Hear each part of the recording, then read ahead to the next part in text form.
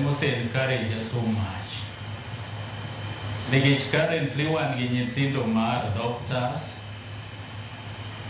wan gi teachers, wan gi engineers,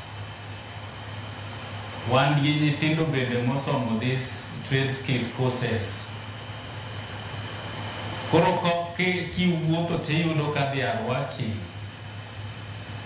Bende nitie moko mosedhi to the extent mogero miechgi. Nitie moko ma bende duogo support orphans maiye kanyo. Koro ka neno this success, ma encourage us so much, I would wish ni no negative matek kabisa mondo nyithindo gi obed gimoro. Ekech aspiration ma nyathi owe ma ka onge min gi wuon gi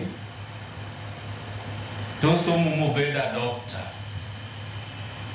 Mano ka ni handlo nyathi ma kamano to nyaka ibed mamor.